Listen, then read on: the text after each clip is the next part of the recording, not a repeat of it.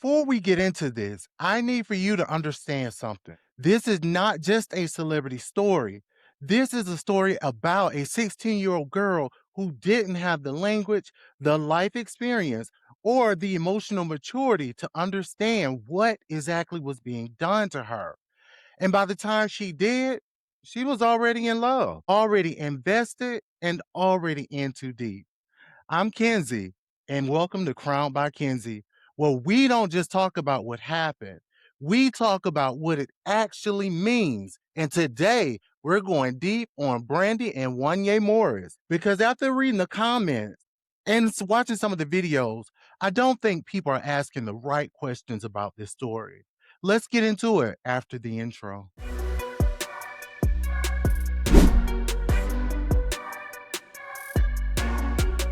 Let's start at the beginning because in this story, context matters. Brandy Norwood was 16 years old when she met Wanya Morris of Boys to Men. Now, for those of you who are younger and don't know the timeline, Brandy was already a star at 16. She had her debut album, she was on Moesha, she was literally one of the biggest young stars in the entertainment industry at the time. But here is what fame does to young people that we never talk about. It creates an illusion of maturity because Brandy looked mature. She carried herself with maturity. She was performing maturity every single day on television, but she was still 16 years old. And Wanya Morris was a grown ass man, a grown man in one of the most successful R&B groups in the world at that time, Boys to Men, who had access, who had power, and who absolutely knew how old she was. That part is not debatable. But what happened next is where the story gets complicated. Brandy has talked about this relationship over the years, but recently she opened up in a way that felt different, more processed, more clear eyed. She described a relationship that was built on secrecy. And I want you to sit with that word for a second, secrecy. When an adult in a relationship with a minor requires secrecy, that's not romance. That is a red flag wrapped in a bow.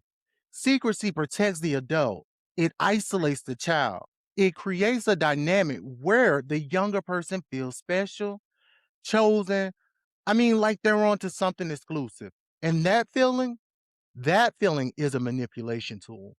Now, I'm not here to tell Brenda how to feel about her own experiences. She's obviously done the internal work. She has said herself that she had to reach her peace before she could fully process what was done to her at 16. And that right there is the most important line in this entire story. She could not fully process it until she was 40.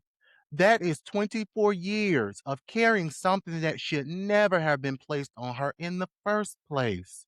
Brandy has confirmed that Wanye was her first. And I think in our culture, we tend to gloss over that detail when it comes to celebrities. Like it's another fact in the timeline. But I need us to think about what that actually means. Your first intimate experience shapes how you understand relationships, how you understand your own body, how you understand what you deserve from another person. When that experience happens at 16 with an adult who has more power, more money, more influence, and more experience than you, the foundation it builds is not a healthy one. You don't learn what a balanced relationship looks like. You learn that love comes with secrecy. You also learn that loves come with imbalance. You also learn that the other person's needs and reputations come before your own. And then you spend years, sometimes even decades, unlearning all of that. That is what Brandy is describing when she talks about the deep internal work she has had to do. She is not just getting over a breakup, she's rebuilding a foundation. And then, because apparently all of that was not enough, he cheated after the secrecy, after the manipulation, after taking her virginity at 16. He was unfaithful. And when confronted, he admitted to everything. Now, here's where I have thoughts. There is something particularly cruel about this specific sequence of events because by the time Brandy discovered the infidelity, she had already given this man everything: her youth, her trust, her body, her first experience of love. And what did he do with all of that? He still chose to be unfaithful. That tells you exactly how much he valued what she gave him. And I think deep down, Brandy knew the way women always know that something was off. But when you are that young and that invested, you sometimes convince yourself that love is supposed to feel complicated. That is not love. That is conditioning. Here's what I actually want to talk about, though, because I think we're missing the real conversation.